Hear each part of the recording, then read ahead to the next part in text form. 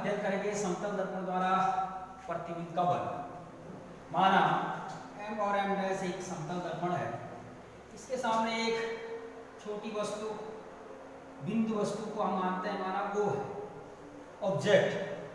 तो इस वस्तु का इस दर्पण द्वारा प्रतिबिंब कैसे बनता है, प्रतिबिंब करने के लिए हम जब इस वस्तु के ऊपर प्रकाश पड़ेगा, प्रकाश परावर्तन के पश्चात दर्पण पर पड़ता है और दर्पण द्वारा फिर परावर्तित होगा और किसी रूप में तो मिलता है या मिलता हुआ प्रतीत होगा, तो इस वस्तु का प्रतिबिंब बनेगा। माना इस वस्तु से एक प्रकाश किरण ये डालता है इसमें ए ओ, ये इसके लिए आपतित प्रकाश किरण होगा, इसका यहाँ पर आपतन बिंदु, और ये इसको क्या करता है परावर्तित, ये परावर्तित प्रकाश किरण।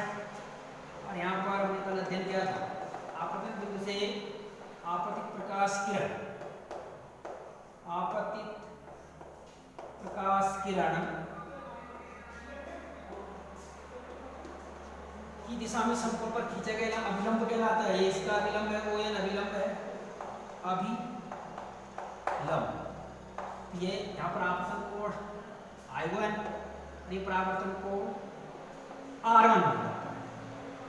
क्या करते हैं, इस परावर्तित प्रकाश किरण को पीछे को बनाते हैं तो ये यहाँ पर मिलती है।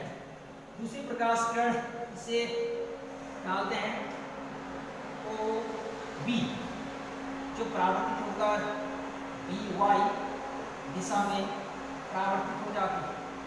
यहाँ पर इसके लिए ये अभिलंब हो गया, नहीं ये आपतन बिंदु हो गया और इस पर खींचते हैं ये इसके लिए अभिलंब हो गया। देखिए n मानते n1 मान लेते हैं, तो यहाँ पर इसके लिए आपतन कोण I2 और ये परावर्तन कोण हो जाएगा R2। यदि इन परावर्तित किरणों को पीछे को उड़ाते हैं, क्योंकि दर्पण के पीछे पॉलीसम प्रकाश जाएगा नहीं, तो पीछे को उड़ाते हैं तो ये किस बिंदु इस पर मिलती प्रतीत होती, I पर मिलती प्रतीत होती। तो बस दर्पण के सामने वस्तु को हमने O ऑब्जेक्ट और इस वस्तु का प्रतिबिंब समतल दर्पण के पीछे I, ये है ऑब्जेक्ट, ये है वस्तु, ये है इसकी प्रतिबिंब इमेज। तो ये समतल दर्पण द्वारा बिंदु वस्तु का प्रतिबिंब इस प्रकार से बनता है। यदि बड़ी वस्तु का समतल दर्पण द्वारा प्रतिबिंब बनाते हैं तो इसके लिए हम एक समतल दर्पण लेंगे। मानो आज एक कांच की प्लेट है, इस पर एक ओर से पॉलिश कर दी तो ये बन गया दर्पण, समतल दर्पण। इसको नाम देते हैं M है। इसके सामने एक वस्तु रखते हैं, बड़ी वस्तु वृद्ध वस्तु रखते हैं AB। वस्तु के एक से एक प्रकाश किरण समतल दर्पण पर सीधे पड़ती है, जो परावर्तन के पश्चात उसी दिशा में वापस लौटती है। और दूसरी प्रकाश किरण कोई कोण बनाती है, माना बात A और B दर्पण पर पड़ती है, जो परावर्तन के पश्चात इस दिशा में वापस आ जाती है। यहाँ पर एक लंब खींचेंगे OA BN1, ये आपतित प्रकाश किरण है, जो प्रकाश किरण दर्पण पर कोण बनाती पड़ती है, उसे आपतित प्रकाश किरण या आपतित प्रकाश किरण, आपतित प्रकाश किरण। यहाँ पर बनेगा आपतन कोण I1 और ये हो गया परावर्तन कोण R1। यदि इन परावर्तित प्रकाश किरणों को इस वाले को और इस परावर्तित प्रकाश किरण को पीछे पर उठाते हैं तो ये A बिंदु पर मिलती हुई प्रतीत होती है।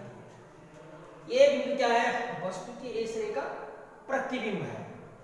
दूसरी प्रकाश किरण इस वस्तु के B सिरे से समतल दर्पण पर समान सीधी पड़ती है, जो परावर्तन के पश्चात उसी दिशा में वापस लौटती है। और दूसरी प्रकाश किरण इस पर यदि हम इसको मान लेते हैं B x दिशा में, यानी B x दिशा में पड़ती है, तो ये परावर्तन के पश्चात इस दिशा में वापस आएगी। यहाँ पर एक लंब खींचते हैं ON1 डैश। यहाँ पर क्या होगा, ये इसके लिए आपतित प्रकाश किरण है, ये इसके लिए आपतन कोण I2 और ये परावर्तन कोण R2। यदि इस परावर्तित प्रकाश किरण को और इसको पीछे की ओर बढ़ाते हैं तो ये B डैश पर मिलती प्रतीत होती है। A डैश से एक लंब खींचते हैं A डैश B डैश।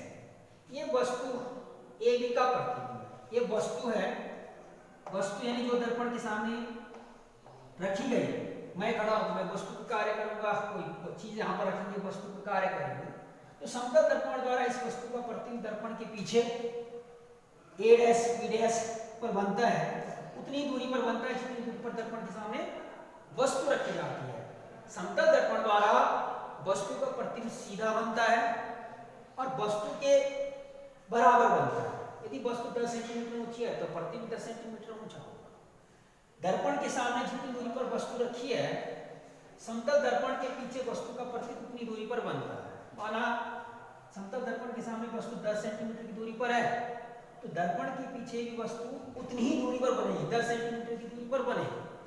यहाँ पर क्वेश्चन आता है कि एक वस्तु समतल दर्पण के सामने 10 सेंटीमीटर की दूरी पर रखी है, वस्तु से प्रतिबिंब की दूरी ज्ञात करो। यदि वस्तु से पूछी तो पूरी दूरी यहाँ से मापी जाएगी, और यदि पूछती दर्पण से प्रतिबिंब की दूरी ज्ञात करो, तो वस्तु से प्रतिबिंब की दूरी तो 10 आगे और 10 पीछे 20 सेंटीमीटर हो जाएगी। और यदि पूछा दर्पण से प्रतिबिंब की दूरी ज्ञात करो, तो दर्पण से तब यहाँ से तब केवल कितनी होगी, 10 सेंटीमीटर ही होगी। समतल दर्पण द्वारा हमेशा वस्तु का प्रतिबिंब सीधा बनता है, आभासी बनता है और आकार में वस्तु के बराबर बनता है। समतल दर्पण द्वारा बने प्रतिबिंब में सिर्फ केवल पार्श्व बदलते हैं। यदि मैं दर्पण के सामने खड़ा हूं और मैं अपना दाहिना हाथ खड़ा करता हूं तो प्रतिबिंब का बायां हाथ उठा हुआ प्रतीत होगा, केवल पार्श्व बदलेंगे, केवल। और पार्श्व परिवर्तन कहते हैं इसको, पार्श्व प्रतिलोमन की घटना भी कहते हैं। समतल दर्पण का उपयोग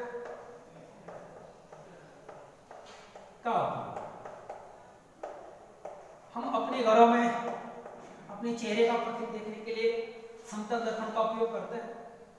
दूसरा, पेरिस्कोप बनाने के लिए भी समतल दर्पण का प्रयोग किया जाता है। और जो व्यस्त मार्ग होते हैं, अंधे मोड़ होते हैं, जैसे यहाँ पर गाड़ी आती है जैसे, तो दुर्घटना से बचने के लिए अंधे मोड़ों पर समतल दर्पण लगे रहते हैं, ताकि दोनों तरफ से आ रहे वाहन चालकों को वाहन का प्रतिबिंब देखे जा सके और दुर्घटना होने से बची जा सके। तो यह है समतल दर्पण द्वारा प्रतिबिंब का बनना और समतल दर्पण द्वारा समतल दर्पण का उपयोग। ठीक, इसके बाद आगे हम अध्ययन करेंगे स्पाइरल मिरर, गोलीय दर्पण। गोलीय दर्पण, गोलीय दर्पण क्या है, यानी गोलीय दर्पण कांच के खोखले गोले का एक भाग होता है। इस प्रकार से कांच का खोखला गोला है, यदि इस कांच के खोखले गोले के दो भाग कर दिए जाए और इसके ओरे हुए भाग पर बाहर से पॉलिश कर दी जाए, तो ये अंदर से प्रकाश का परावर्तन करेगा, ये बन जाएगा अवतल दर्पण, कॉनकेव मिरर। और यदि इसके अंदर दबे हुए भाग पर पॉलिश कर दी जाए तो ये बनता है उत्तल दर्पण, उत्तल दर्पण यानी कॉन्वेक्स मिरर। ठीक है, तो दर्पण, गोले दर्पण कांच के खोखले गोले का एक भाग, इस पर एक ओर से पॉलिश कर दी जाती है। दो प्रकार के हैं, अवतल दर्पण, उत्तल दर्पण। अब कैसे याद रखेंगे, ऐसे याद रखेंगे, यदि दर्पण इस भाग से हम वस्तु का प्रतिबिंब देख रहे हैं, इस भाग से उस पर पॉलिश है तो दर्पण है अवतल। यदि ऐसा है, इस अंदर के भाग पर पॉलिश है और बाहर से हम वस्तु का प्रतिबिंब देख रहे हैं कि दर्पण बनेगा उत्तल दर्पण, कॉन्वेक्स मिरर।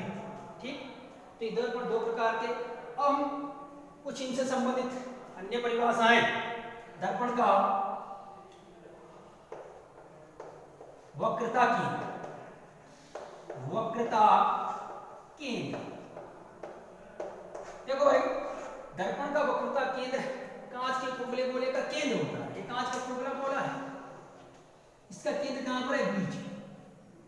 तो जो कांच के खोखले गोले का केंद्र है वही दर्पण का वक्रता केंद्र होगा। इन दोनों दर्पणों का वक्रता केंद्र यहां पर होगा। वक्रता केंद्र को सी से प्रदर्शित करते हैं। अवतल दर्पण का वक्रता केंद्र सामने, उत्तल दर्पण का वक्रता केंद्र पीछे। दूसरी चीज आती है दर्पण का ध्रुव,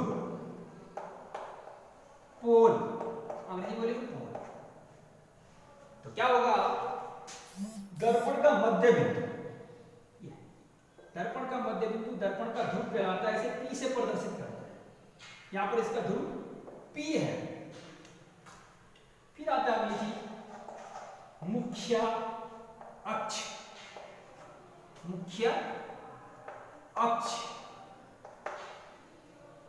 दर्पण के ध्रुव P से वक्रता केंद्र की ओर खींची गई रेखा, दर्पण के ध्रुव P से वक्रता केंद्र की ओर खींची गई रेखा, इसको नाम देते हैं मुख्य अक्ष। ये अवतल दर्पण का मुख्य अक्ष, ये उत्तल दर्पण का मुख्य अक्ष।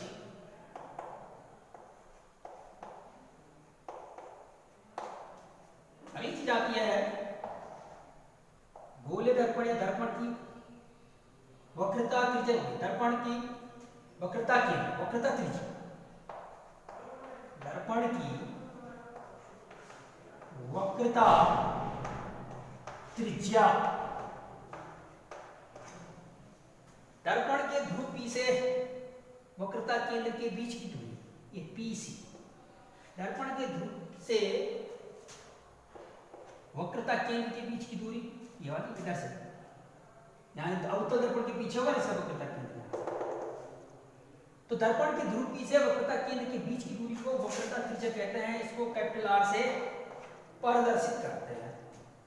एक और चीज आता है इसमें द्वारक, द्वारक।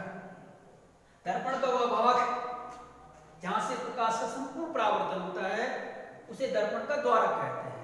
वो दर्पण के ध्रुव P के बहुत निकट होगा। यहाँ पर इसका द्वारक होगा, यहाँ पर इसका द्वारक। तो ये गोले दर्पण से संबंधित कुछ परिभाषाएं, दर्पण का वक्रता केंद्र, दर्पण का ध्रुव, मुख्य अक्ष, वक्रता त्रिज्या और दर्पण का द्वारक। ये दोनों में लगभग समान होते हैं उत्तल और अवतल में। अब हम आगे अध्ययन करते हैं अवतल दर्पण का मुख्य फोकस व फोकस को। अवतल दर्पण का मुख्य फोकस व focus tool, focal length, focus दूरी। अब तक हम जान चुके हैं कि अवतल दर्पण है सीधा कांच के खोखले गोले का एक भाग जिसके ऊपरी वाले भाग पर पॉलिश होती है, ये दर्पण है अवतल। उसको हम नाम देते हैं M डैश। हम जानते हैं अवतल दर्पण के ठीक सामने आपने अध्ययन किया, इसका वक्रता केंद्र C होता है। इसका जो मध्य बिंदु होता है उसका ध्रुव P है और ध्रुव P से वक्रता केंद्र की ओर खींची गई रेखा, इसको क्या नाम देते हैं? मुख्य अक्ष। इतना तो हमने अभी तक अध्ययन किया। अब हम अध्ययन करेंगे अवतल दर्पण का मुख्य फोकस। तो क्या करते हैं, जब अवतल दर्पण पर मुख्य अक्ष के समानांतर प्रकाश की किरण डालते हैं, मुख्य अक्ष के समानांतर प्रकाश किरण।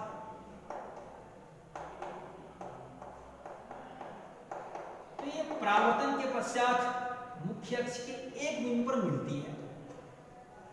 दूसरी प्रकाश किरण डालेंगे, इसका भी परावर्तन होता है। परावर्तन के पश्चात ये भी मुख्य अक्ष के उसी बिंदु पर मिलती है। तीसरी प्रकाश किरण डालेंगे, इसका भी परावर्तन होता है। अब परावर्तन के पश्चात इन मुख्य अक्ष के उसी बिंदु पर आकर मिलती है। चौथी प्रकाश किरण डालेंगे, इसका भी परावर्तन होगा और ये परावर्तित होकर मुख्य अक्ष के उसी बिंदु पर मिलती है। तो जिस बिंदु पर ये परावर्तित प्रकाश किरण मिल रही है उसको नाम देते हैं मुख्य फोकस। मुख्य फोकस। अवतल दर्पण का मुख्य फोकस परिभाषा क्या है कि जब अवतल दर्पण पर मुख्य अक्ष के समानांतर प्रकाश किरण डालते हैं तो परावर्तन के पश्चात मुख्य अक्ष की जिस बिंदु पर मिलती है उसको नाम देते हैं मुख्य फोकस, प्रिंसिपल फोकस। इसको F से रिप्रेजेंट करते हैं। ठीक। अवतल दर्पण का मुख्य फोकस वास्तविक होता है, क्योंकि जब अवतल दर्पण पर मुख्य अक्ष के समानांतर प्रकाश किरण डालते हैं तो परावर्तन के पश्चात वास्तव में एक बिंदु पर मिलती है, इसलिए इसका जो मुख्य फोकस होगा वो वास्तविक होगा, रियल फोकस होगा। दूसरी चीज है यहाँ पर फोकस दूरी। तो सभी दूरियां दर्पण के ध्रुव से मापी जाती है। दर्पण और आपतित प्रकाश किरण की विपरीत दिशा में मापी गई दूरियां ये ऋणात्मक होती है, परंतु हम क्या करें, हम क्या चाहते हैं फोकस दूरी। दर्पण के ध्रुव P से मुख्य फोकस के बीच की दूरी, ये वाली दूरी, यहां से यहां तक की दूरी, इसको कहते हैं फोकस दूरी। ठीक है। दर्पण के ध्रुव P से मुख्य फोकस के बीच की दूरी को फोकस दूरी कहते हैं। अवतल दर्पण की फोकस दूरी ऋणात्मक होती है। ऋणात्मक क्यों होती है? क्योंकि जो फोकस दूरी है वो आपतित प्रकाश किरण की विपरीत दिशा में माप रहे हैं। हम प्रकाश किरण डालते हैं बाएं से दाएं ओर और फोकस दूरी नाप रहे हैं दाएं से बाएं ओर, यानी आपतित प्रकाश किरण की अपोजिट साइड विपरीत दिशा में फोकस दूरी नाप रहे हैं, इसलिए इसकी फोकस दूरी कैसी होती है? ऋणात्मक होती है। जब हम आंख की क्वेश्चन करेंगे वहां पर यहाँ हमारा काम आएगा कि एक अवतल दर्पण की फोकस दूरी 10 सेंटीमीटर है, तो हम सीधा लिखेंगे F = -10 सेंटीमीटर। ठीक है। ये तो था अवतल दर्पण का मुख्य फोकस और फोकस दूरी। दूसरा इस दर्पण का नाम देते हैं अभिसारी दर्पण। अभिसारी दर्पण से तात्पर्य है कि जो ये अपने ऊपर पड़ने वाले प्रकाश किरण को परावर्तन के पश्चात एक बिंदु पर केंद्रित करता है, उसे अभिसारी कहते हैं। तो ये दर्पण अवतल है, ये क्या करता है, अपने ऊपर पड़ने वाले प्रकाश किरण को एक बिंदु पर केंद्रित कर रहा है, इसलिए इसका नाम क्या दिया? अभिसारी दर्पण। कन्वर्जिंग मिरर भी कहते हैं इसको। ठीक है। दूसरा उत्तल दर्पण का मुख्य फोकस व फोकस को उत्तल दर्पण का मुख्य फोकस व फोकस दूरी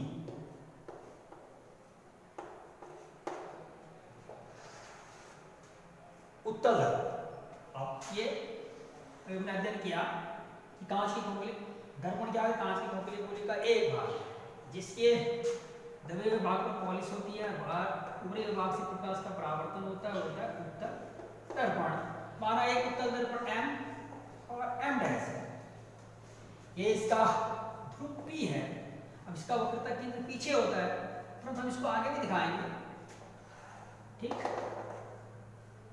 तो जब क्या करते हैं, ये इसका वक्रता केंद्र हो गया। जब उत्तल दर्पण पर मुख्य अक्ष के समानांतर एक प्रकाश किरण डालते हैं तो परावर्तन के पश्चात फैल जाती है, और यदि इसको पीछे की ओर बढ़ाते हैं तो ये मुख्य अक्ष के एक बिंदु से आती प्रतीत होती है। दूसरी प्रकाश किरण उत्तल दर्पण पर मुख्य अक्ष के समानांतर डालेंगे, ये परावर्तन के पश्चात फैल जाती है, अपसरित हो जाती है, डाइवर्जिंग कहते हैं इसको। और इसको पीछे की ओर बढ़ाएंगे तो फोकस ये मुख्य अक्ष के एक बिंदु से आती प्रतीत हो, ऐसी दूसरी प्रकाश किरण डालेंगे तो ये परावर्तन के पश्चात ये फैल जाएगी, और यदि इसको पीछे को डालते हैं तो ये फोकस से आती हुई प्रतीत होती, वास्तव में नहीं, क्योंकि इसके पीछे कॉलिस है। ऐसा लग रहा है यहाँ से आ रही होगी, तो जिस बिंदु से ये आती प्रतीत होती है वो वाला बिंदु, ये बिंदु क्या है इसका मुख्य फोकस, मुख्य फोकस, यानी उत्तल दर्पण का मुख्य फोकस दर्पण के पीछे है, इसको एफ से रिप्रेजेंट करेंगे, और उत्तल दर्पण का मुख्य फोकस आभासी होगा, वास्तव में तो नहीं आ रही है प्रकाश, ऐसा लग रहा है यहाँ से आ रही हो। परिभाषा क्या बनी, जब उत्तल दर्पण पर मुख्य अक्ष के समानांतर प्रकाश में डालते हैं तो अपवर्तन के पश्चात फैल जाती है और मुख्य अक्ष के एक बिंदु से आती प्रतीत होती है, उस बिंदु को नाम देते हैं मुख्य फोकस। दूसरी बात आती है फोकस दूरी, दर्पण के ध्रुव P से मुख्य फोकस के बीच की दूरी को फोकस दूरी कहते हैं, ये इसकी फोकस दूरी है, फोकस दूरी। ठीक, उत्तल दर्पण की फोकस दूरी धनात्मक होती है, क्योंकि उत्तल दर्पण की फोकस दूरी हम आपतित प्रकाश की दिशा में मापते हैं, इधर बाएं से दाएं प्रकाश किरण पड़ रही है, फोकस दूरी हम बाएं से दाएं माप रहे हैं, इसलिए उत्तल दर्पण की फोकस दूरी धनात्मक होती है। इसका दूसरा नाम है डाइवर्जिंग मिरर, यानी अपसारी दर्पण। अपसारी दर्पण क्यों? क्योंकि अपने ऊपर पड़ने वाले प्रकाश किरण को फैला रहा है, जो अपने ऊपर पड़ने वाले प्रकाश किरण को फैलाता है उसको कहते हैं अपसारी। ठीक, तो इसको दूसरा नाम है अपसारी दर्पण या डाइवर्जिंग मिरर भी कहते हैं, उत्तल दर्पण। ठीक, उत्तल दर्पण का मुख्य फोकस आभासी। ठीक, इसके बाद हम कल अध्ययन आगे करेंगे अवतल दर्पण द्वारा प्रतिबिंब का बनना है। आज के लिए इतना ही, हम शेष कल करेंगे।